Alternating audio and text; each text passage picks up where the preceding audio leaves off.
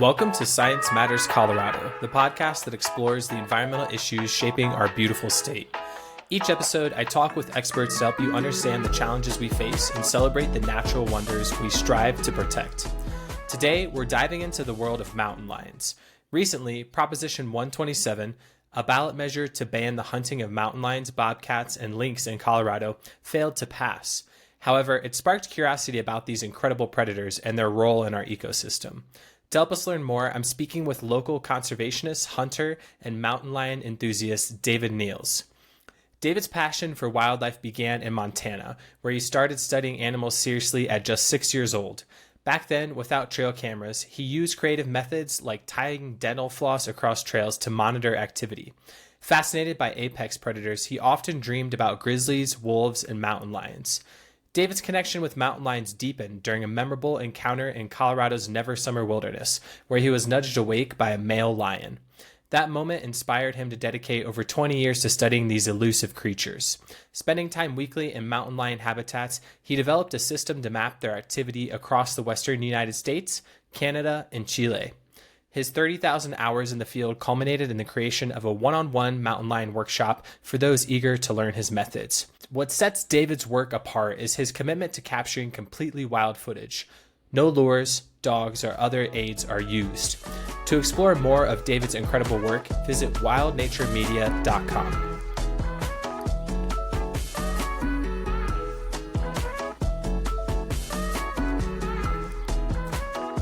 I learned about your work with mountain lions for the presentation you were giving in Loveland, and included in that presentation was the fact that you've spent 30,000 hours in the field observing mountain lions, which they say it takes 10,000 hours to master something, so you have 3 times that experience. Could you share one of your most memorable encounters with a mountain lion, and how has it changed your understanding of them? Yeah, I want to pick out a recent one. A few years ago, I was up in the Rewa Wilderness at about 11,000 feet, and I've learned over time that when I sit down on a hillside to have my profile blocked behind me so I'm not sticking out like a sore thumb. So I had these boulders behind me. That day I didn't have my dog with me. I was by myself. So I sat down and I was just reaching in my pack to grab something to eat, and I heard this thundering of hooves, and I knew it was elk coming out of this patch of timber below me to my left into this avalanche chute that I was sitting in. And close to 200 elk came out of this patch of timber, a huge herd. And once they were all in the avalanche chute, they turned back and they looked back in the timber. So I knew something had spooked them. And this, I've been studying lions long enough. I knew that this was a very unique experience. Normally, a mountain lion will not show itself to a whole herd of animals. But this big male did. He came out to the edge of the timber about a minute later, and he looked at all of them. They were all looking at him. And then he just walked back into the timber. And for me, what was great is the mountain lion and the herd of elk had no idea I was there. So I had thermals blowing up the hill toward me, so my scent wasn't blowing into them, and they couldn't see me or hear me. So that was, you don't get many of those experiences in a lifetime.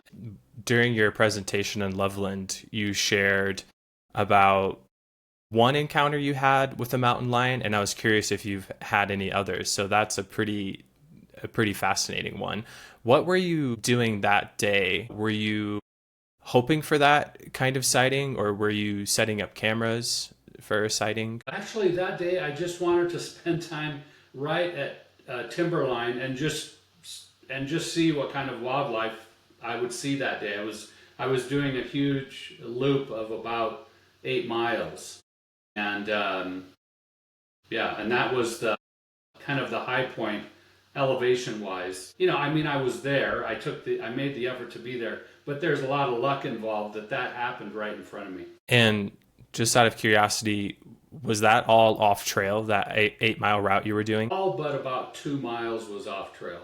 You mentioned your enthusiasm for John Muir, who has been a big influence on how you approach your work and your mindset. And he's also someone who has left an indelible impression on conservation work in the American West. How has his legacy shaped your approach to this work with mountain lions? Once I learned a little bit about him and his childhood, how he ended up in the Sierras, and then his passion not only for learning about the natural world, but an incredible ability to share it. And I think it was this trifecta that really motivates me to follow in his footsteps in the work that I do. Number one, childlike curiosity.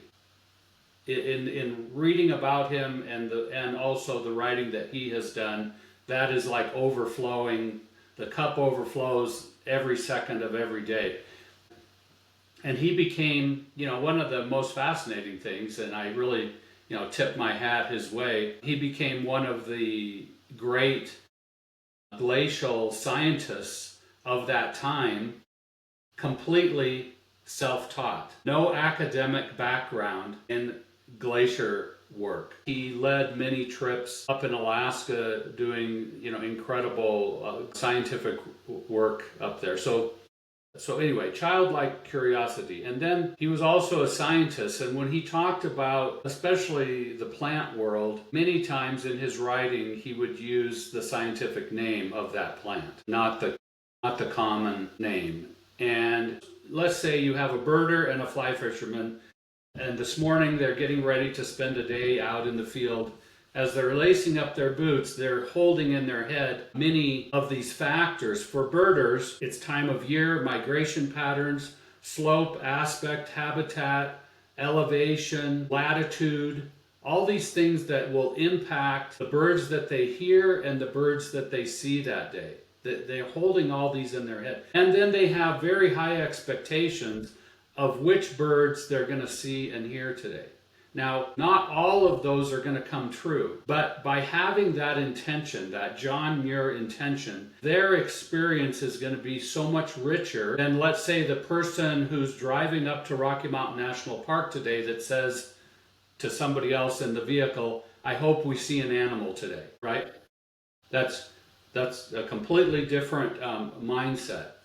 And if you asked 100 people who appreciate nature, would you like to learn some things that will help you have a richer experience when you're out in nature? Most people would raise their hand. That's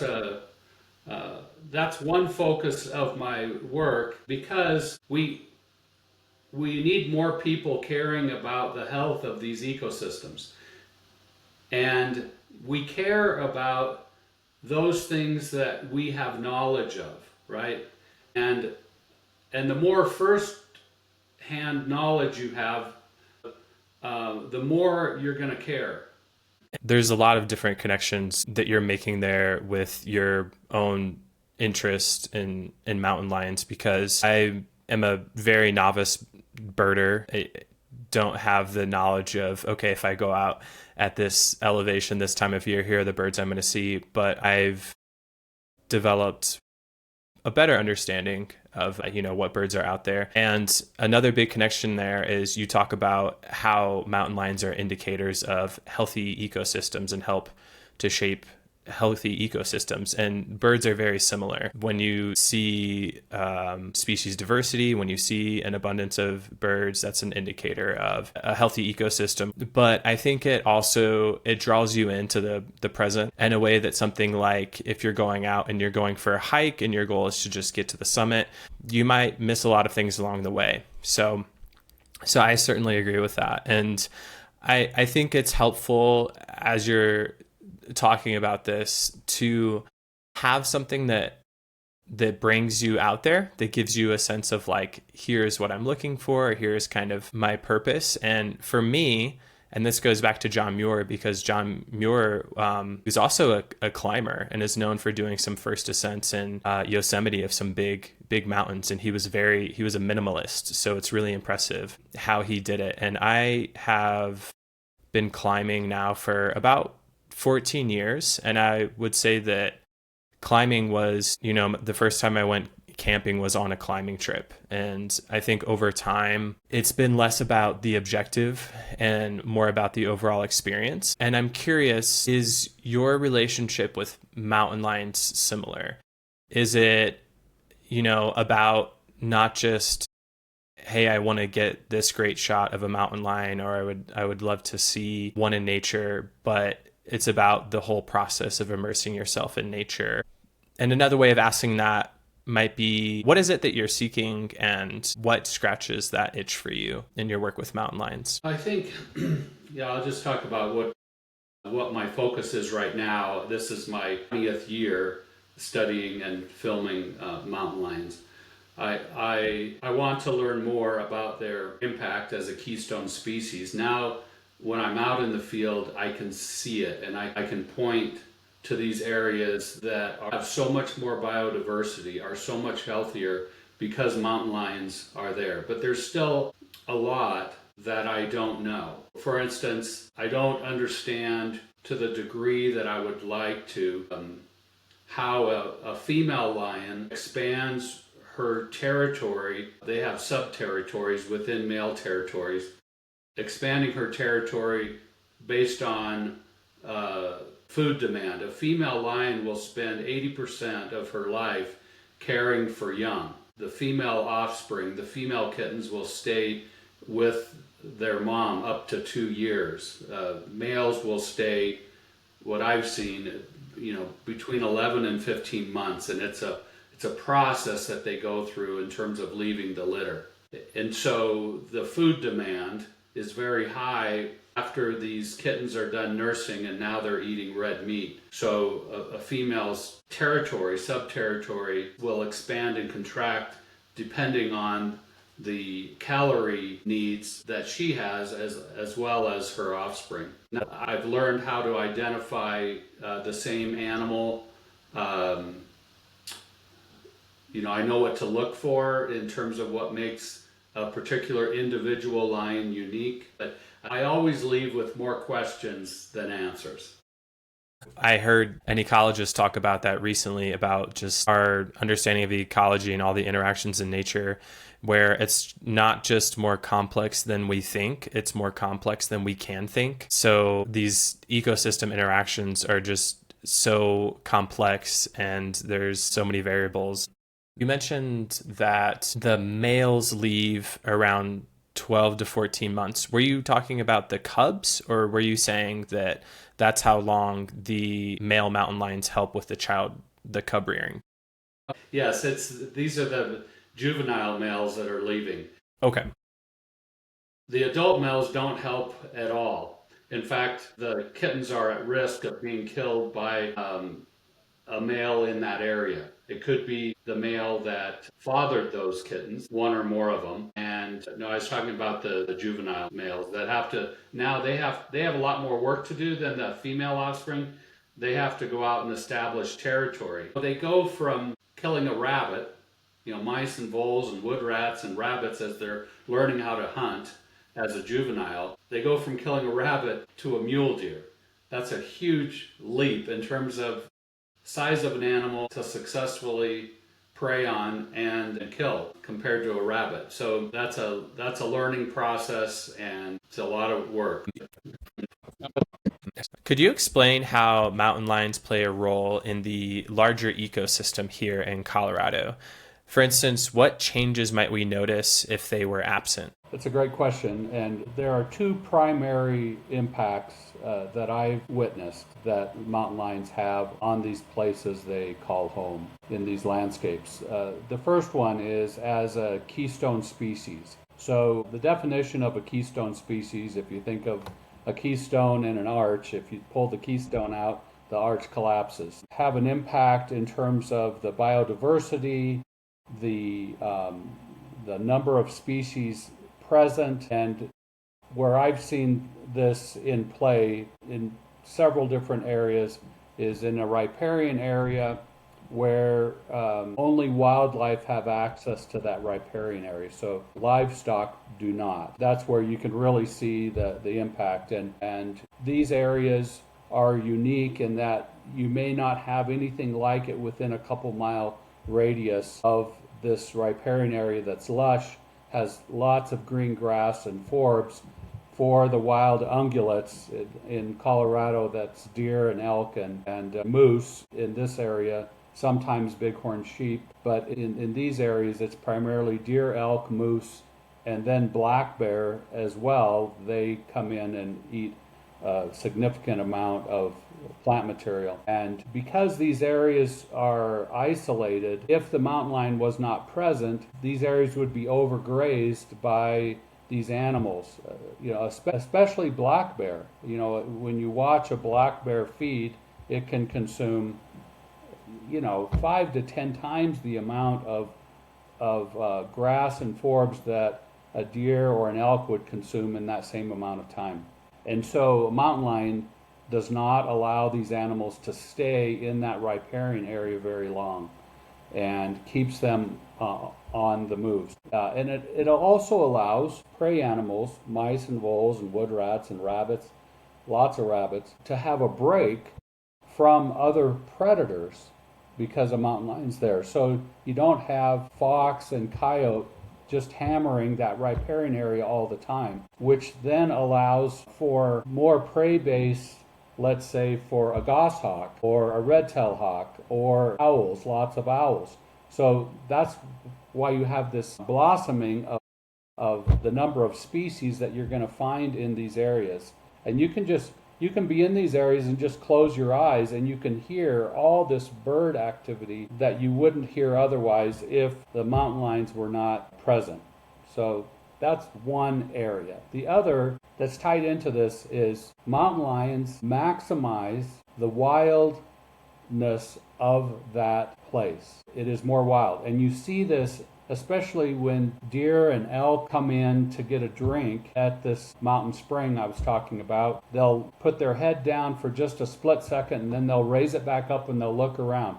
That's what we want to see. We want to see the wildness maximized, because when the wildness is maximized, then that ecosystem is working more in harmony. I'll just give you an example of the antithesis of this, which would be the golf course in Estes Park that the elk are on all day long. That's not a wild environment. So the wildness of those elk that are hanging out on hole number 9 has been stripped. Another example of the impact of a keystone species that a lot of people might be familiar with is a video that went kind of viral regarding wolves and their impact on Yellowstone and overgrazing, the restoration of streams after those ungulates were forced to move around a lot more. I've heard that, there was beaver reintroduction as well that helped to restore streams. But that's another example, if people are interested, that they can look up and see visually how huge of an impact a keystone species, an apex predator, can have on an ecosystem. And Yellowstone is a pretty big example. Branching off into another topic, there's a lot of misconceptions that I've heard recently about mountain lions. I think people think lions sometimes and they think of Africa, of like wide open plains and packs of lions, and mountain lions operate very differently. They don't hunt in packs, they're ambush predators. Are there any misconceptions people have about mountain lions that you personally have seen and would like to dispel? I think that the two common ones are where they den and how they hunt. So many people, based on films in the past that depicted a mountain lion going in and out of a small rock cave in the side of a cliff, let's say a hole that's about the size of the lion, maybe 2 to 3 feet in diameter. Many films were made showing that footage, and that footage, by and large, is fabricated. They used habituated animals that were conditioned to humans, and then they baited those caves with meat or whatever to get the lion to go in, and then they would attach some goofy car salesman narration to it and hoodwink the public. In fact, if you go back to Mutual of Omaha's Wild Kingdom, I would say more than 90% of that footage was fabricated. It was not showing accurate wildlife behavior. So film directors created films based on what they thought the expectations were of the viewers rather than sharing accurate wildlife behavior, which is such a loss, not only for people, but also for wildlife. If you want people to be involved in wildlife conservation efforts, you can't lie to them at the beginning by sharing films that depict an animal doing something that it would never do normally. So, dispelling that myth, what does an actual mountain lion den look like? That's such a good question. And I have been shown by people that, researchers that had collared lions in the field, and they showed me what an actual den looks like. And even today, even after spending 20 years, over 30,000 hours studying this apex predator, I would still walk by these places and not give them a second look. I wouldn't point to them and say, oh, that looks like a mountain lion den. So what they showed me was, a log has fallen over with some brush behind it. Anything that protects. One of the best dens is actually, and I've seen this, I've come across them in the field, is a spruce tree with branches that go all the way to the ground. A big spruce tree. And the den is just inside the base of that tree, next to the bole of the tree, the trunk of the tree. And that offers protection from the weather, but the adult female, she can look in any direction from the base of that tree and escape in any direction as need be with her kittens in her mouth. So they want multiple escape routes. They don't want to be pinned because a male in that area will try and kill the offspring, and this is really something that apex predators are motivated, the males. They want to know those offspring are theirs, and they have no way to determine that, so their only response is to kill them, put the female back in estrus, and breed her again. It's interesting because when you talk about that myth of mountain lions living in these like high caves with these narrow entrances, I don't know that I've actually seen fabricated footage of that. But for some reason, I had a similar misconception. I have gone for hikes where there's a warning of mountain lions being in the area, and my instinct was to look at a big cave and assume that, oh, that must be a mountain lion den. And maybe there is some footage that I've seen and I just don't remember specifically.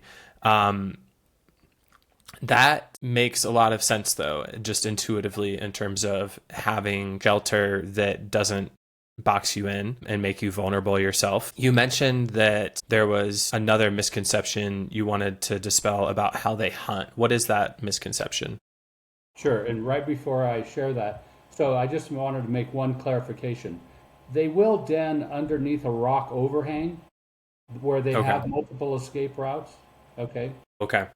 So, and there's great footage of that. In fact, Casey Anderson up in Montana, he's one of the best in terms of finding these places. And there's been some great films produced with footage that he has captured. And I'm really happy that he documents, actual wild behavior. So on to how they hunt. This is the most disturbing one. And I've had conversations with people at National Geographic about this. So a lot of people think that they wait on these rocky perches looking down for prey walking by or slow hikers. They do not hunt that way. They will not expose themselves that way. Although many films show this. And when you look back at those films of those mountain lions on those rocky perches, they attach some goofy car salesman narration.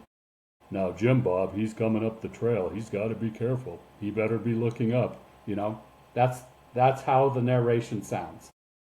If you look at those lions in those films and you compare them to the lions that I'm filming, wild lions, right away you'll notice a huge difference. The lion in the fabricated film has a fat face, very little muscle definition. These are animals that are living in fenced enclosures at night, eating feedlot meat, and probably watching television. That's horrible. That the public was duped. And so many people believe that. Should I be looking for a lion up there in the cliffs? No. They won't expose themselves. They hunt from cover. And really the main reason is an adult lion in Colorado is killing mule deer mostly, some elk, maybe once in a while a bighorn sheep or a desert bighorn, but primarily deer. And deer and elk are herd animals. And if they're pressured too much, they will leave that lion's territory. And now that lion has to go into another lion's territory and fight that lion before it can hunt. And they don't want to do that. That's risky, right? Why put myself at risk and have to fight another lion just to put some calories inside? So does that make sense? That makes sense. So they're hunting, not only are there ambush predators, but it's their ability to hunt in secrecy, to be very low key, is advantageous because they're not scaring the prey out of their territory. So they don't want to be seen, and they want to ambush, an individual prey as often as possible, because like the example you gave of a mountain lion revealing himself to an entire herd is not a normal behavior, because then that herd is like, well, we're going to get out of here. We're going to move to a different area. What do mountain lions think of us? How do they see us? Say that you're just out hiking and you're walking, and that's important, moving at a very slow rate of speed. If a mountain lion sees you and sees your face, the first thing they're going to think is, oh, that's a predator, because our eyes are set in our skull just like a mountain lion's, facing forward, whereas a deer, elk, pronghorn are back, so that they only have to turn their head 3 to 5 degrees to see predators coming behind them. Mountain lion doesn't have to worry about that. They're an apex predator. And so the first thing I think is, oh, that's a predator. And it's, Alex is walking on his hind legs. That's weird. And so we're not on the primary menu like a deer or an elk. They know instinctually that has a cost-benefit ratio that's going to work for them. It's hard for them to determine what the risk is attacking us if we're walking. Now, if we're moving at a rate of speed that mimics prey, trail running, mountain biking, cross-country skiing, then it's more difficult for them to say, oh, that's a predator. No, what it looks like to them is, oh, that's an animal of a certain size that I could attack and successfully. And so our risk, it goes up slightly. It's not a huge increase in risk. Otherwise, there would be dozens of deaths every month in the West of trail runners getting picked off, which we don't hear about. Right. And I think that framing of how one of their primary concerns is their conservation of energy. So if they see an animal that looks like it's probably a predator and is, a bipedal animal, and they're not sure what to make of it, then that's a high risk situation for them to attack that animal, because worst case scenario, they lose that fight. And even a likely outcome is they have to expend so much energy that could also result in their death. Is kind of what I'm hearing you saying, is it's a bit too much of a gamble, even if they do think they are hungry and it looks like an opportunity. It's still a very high risk scenario. Does that play into it as well? Does that make sense? That's my assumption. I haven't sat down and talked to a lion about this, but that's not yet. We'll get there. Haven't had a dark beer and light conversation with a mountain lion yet. One day. What do you think peaceful coexistence with mountain lions looks like? Is there a need to hunt mountain lions to control their populations? That was obviously a ballot that went down. There still is hunting of mountain lions here in Colorado. What do you think about that? Yeah, I would start off by saying I'm a lifetime hunter and fisherman. Okay. But I'm also a wildlife conservationist. First and foremost, wildlife advocate. And if I can't make the connection between hunting an animal and improving the welfare of that population, I'm going to avoid that activity. So based on the ecology of not only mountain lions, but bobcats and lynx, these animals do not need to be hunted or trapped to control their population. Now, the primary reason why there are hunting and trapping seasons for these wild felines are state wildlife agencies are set up with the primary focus on that opportunity for hunters, trappers, and fishermen. And if you look at for instance, in Colorado, there is a wildlife management policy document, basically the Bible for the Wildlife Commission and Colorado Parks and Wildlife, from which they make wildlife management decisions. And it clearly states in the first paragraph of that document that wildlife in Colorado are managed to benefit the visitors and the residents of Colorado. They are not managed to benefit the welfare of wildlife. And I think that would come as a shock to most people. In Colorado, Colorado Parks and Wildlife doesn't have a bobcat management plan yet. That needs to change. There are a number of things that they can change.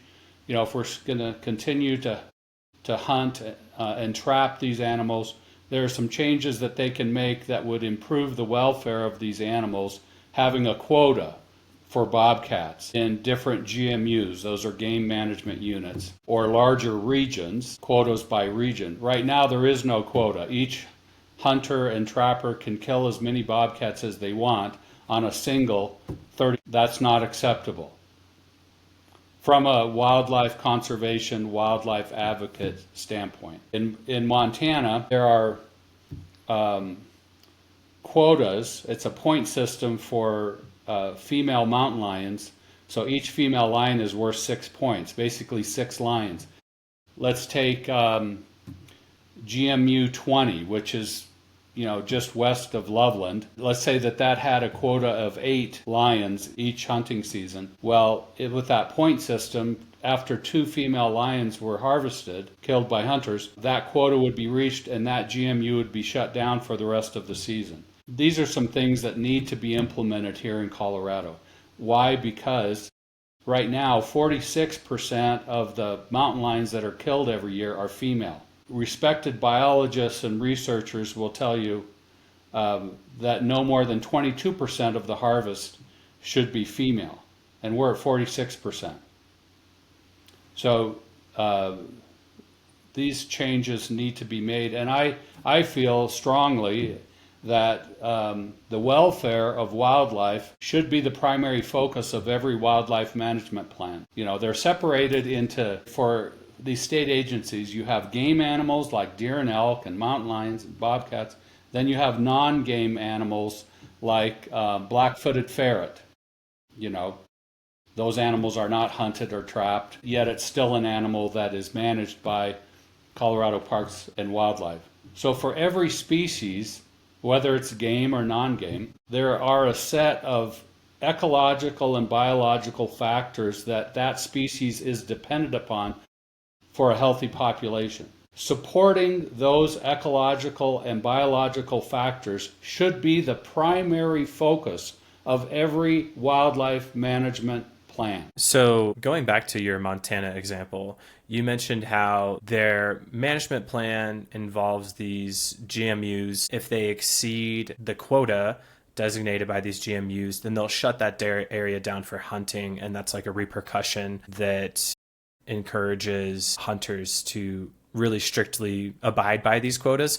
It also seems like it requires a really good understanding of the animal that you're hunting, because you have to be able to identify the sex, the age, I imagine, as part of these quotas. Your example of bobcats, and there's no GMUs that you can get a tag, you can hunt as many bobcats as you want. Does that also apply to mountain lions here in Colorado? Because it sounded to me like you were taking the Montana example and then applying it to Colorado. Do we currently have a management plan similar to Montana for mountain lions, or how does that function here in Colorado? Yeah, in fact, we have 2 management plans for mountain lions in Colorado. We have a west slope plan and we have an east slope plan. The east slope plan, a new plan, is being developed right now. And there are quotas by these GMUs, game management units. They're called something else in Montana, but that's the notation that we have here in Colorado, these GMUs. And in each GMU, there is a quota for mountain lions, if mountain lions are hunted in that GMU. And as you said, there's the hunter, based on a test and some information provided on the Colorado Parks and Wildlife site, how to identify a female lion versus a male lion. There's problems with that test that I don't really want to go into now, but that test is not lowering the percentage of female lions that are killed every year. So they may know that information, but it's not impacting. It's also not impacting the number of kittens or cubs, you can use either term, that are still dependent on the adult female, either during the weaning process or she's still securing food for them. And a female lion will spend 80% of her adult life caring for young. 80%. So when a female is shot out of the top of a tree by a hunter, there's an 80% chance that female is taking care of young who are dependent on her. And as soon as she's shot, those young starve to death. That's unacceptable from my viewpoint. Completely unacceptable management practice.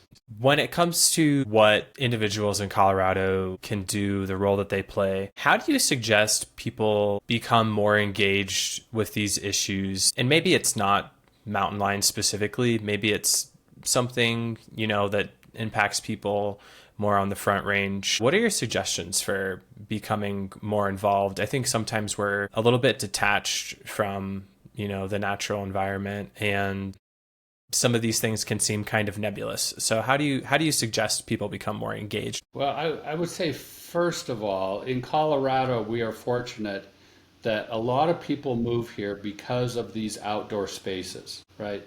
It's hard to find somebody in Colorado that says, those over 14,000 foot peaks, those just drive me crazy. They aren't very beautiful to look at. People really appreciate these outdoor spaces. And in Larimer County, where I live, 52% of the county is public land.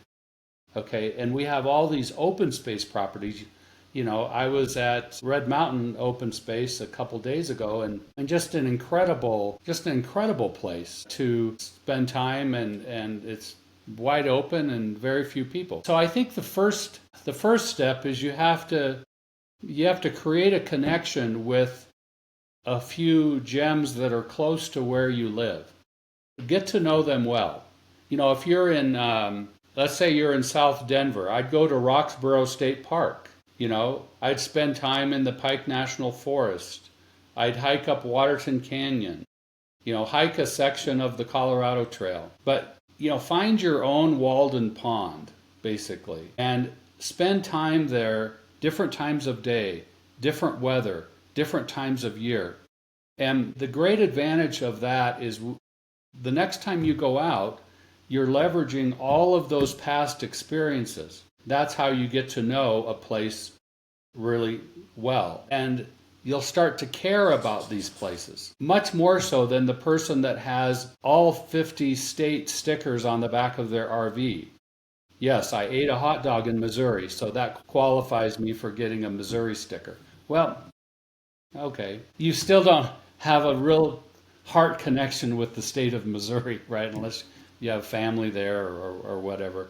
But we are blessed in Colorado to have these spaces that are absolutely spectacular, and very many of them are very wild. So get to know a place well, and then pick an animal, any animal, and really understand the ecology of that animal and the type of habitat that animal needs and the wild spaces that it needs. And then find out, what are the organizations, whether it's the Nature Conservancy or others, that deeply care about that animal. If somebody said, well, what can I do regarding mountain lions? Well, I would just focus on what do mule deer need? And I would connect with organizations like the Mule Deer Foundation.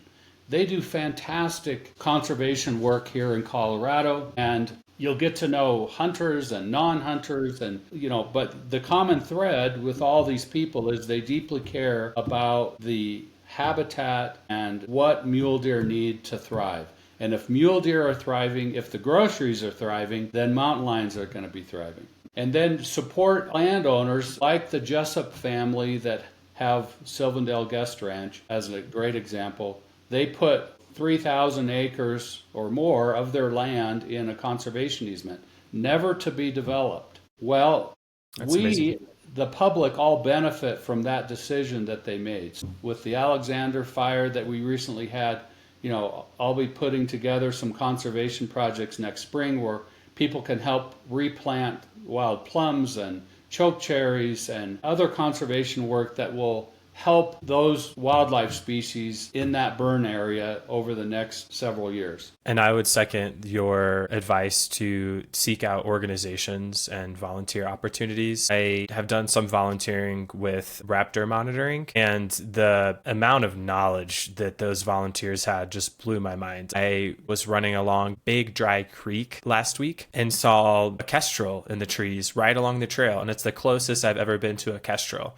because it was in the lower branches right next to the trail. And it just hung out there. And I was amazed. There's a lot of prairie dogs in that area, so there's different raptors, and I'd never seen a kestrel that up close, and they're really beautiful falcons and powerful flyers, so it was really cool to see. And yeah, that started with me just going out and doing a little bit of volunteering, and that's brought a lot more interest, just as you're saying, not when I go up and hike a 14er, but when I just go for walks in my area and go check out the open space areas around here. So I definitely second that. Yeah. Good for you.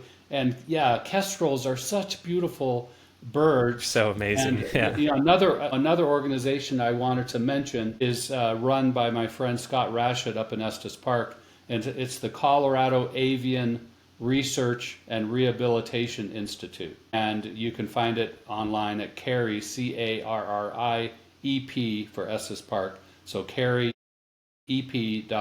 And in the kestrel habitat work that I've been able to be a part of with Scott, this is very interesting, might be of interest. So at Sylvandale Guest Ranch, where the horses and the cattle keep the grasses short because they're grazing in the pasture, the kestrels can come down and eat grasshoppers and other bugs and lizards and frogs, and they'll bring all of that food back to the nest, mice and voles. But where the grass is high, like out at Boyd Lake, near the interstate, west of Loveland, now part of Loveland, where the grass is high, the kestrels do not feel comfortable going down in that deep grass. And most of their prey are other birds that they're just taking out of the air, songbirds and other birds, and bringing those back to the nest. So just, 12 miles apart and even less than that, and the prey choices are radically different with the same bird. That's interesting, and once you understand that, then when you're in a habitat that has kestrels, you'll know here they're preying on these animals, over here they're preying on something different because the grass is tall. And then as you learn about those microhabitats, that's one thing that I'm realizing is you have a pretty strong guess as to what that bird is, even though you maybe don't have a clear view of it, just from as you're describing your understanding of those like local microhabitats. And you can say, oh, it's perched here, so I have an understanding that it's probably this kind of bird, which is really cool. It's a good way to deepen your connection and just have a more interesting experience when you understand some of those things that are going on. So I just have 2 more questions for you. Okay. The first one, what are 3 books that everyone should read, in your opinion? Okay. Well, the first one is A Passion for Nature, The Life of John Muir, and really understand how he came to have such an impact. I think that the development and the preservation of our national parks and monuments would not have happened without John Muir. he had such a profound impact. His writing was believable because it was firsthand. Nobody ever said, John, you're making this stuff up. And that's the advantage of doing this work over a long period of time and then sharing what you're learning with the public. So, A Passion for Nature, The Life of John Muir. And I would suggest getting the audio version. It's about 16 hours, the audio version of that book. The second book would be by my good friend Jim Williams, who wrote Path of the Puma. It's a Patagonia book, and you can find it online at pathofthepuma.com. And I don't know of anybody that has more knowledge of this animal that ranges from the Yukon to the southern tip of South America. And it has multiple names: puma, screamer, mountain lion, cougar. The third book would be Jane Goodall's book, A Reason for Hope.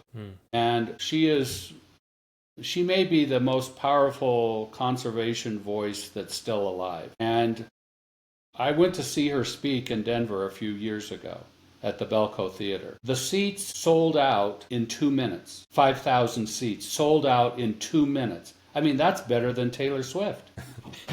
Maybe. And she is just a humble conservation giant. And I would suggest watching the film, A Reason for Hope. There's a great piece in that film where she's talking to an oil executive about what she needs this oil company to do from a conservation standpoint. And then it pans away, and now they're just talking to the oil executive, and he says, look, when Jane Goodall asks you to do something, you do it. Otherwise, your career is over. I recently heard an interview with her where she talks about her work of studying chimpanzees, about how now it seems inevitable looking back that she has had as big of an impact as she has on animal research, but she didn't have a lot of support or believers in her work going into it. So she was really a maverick in her time, I guess is what I'm trying to say. And now she is this person, as you're saying, has so much influence on other people's careers. And now she has shifted how people think of animal behavior and their intelligence as well. So last question, where should people go to find out more about you, about the work you're doing with mountain lions and any projects that you have coming up? Yeah, I would just point them to my website, wildnaturemedia.com. I'm going to add a link on the main page to the YouTube channel so they can find that. That's where I'll post new footage every other week or so, what I'm learning in the field. And I'll also be posting conservation opportunities coming up. There's an events link on that website. And for example, I've got a hike coming up on Black Friday. For those that want to go out and look for fresh mountain lion tracks, this is a great opportunity to do that. And it'll be the 15th year that I've done this. I've only missed one Black Friday looking for mountain lion tracks, and we've been successful all but 1 year. Very cool.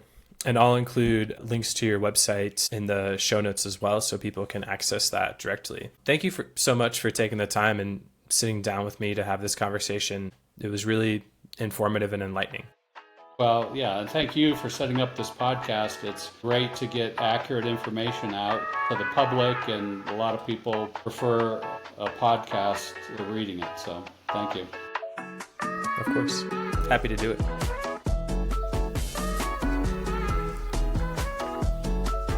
If you enjoyed today's episode and found it insightful, please share it with your friends and family. A special thank you to the Loveland Mountain Club for hosting a presentation of David's work and helping to spread awareness about these incredible apex predators. The music for this podcast is Siesta by Ixon, part of the Tell Your Story Project, a library of free music for content creators. Visit ikson.com to explore the full catalog.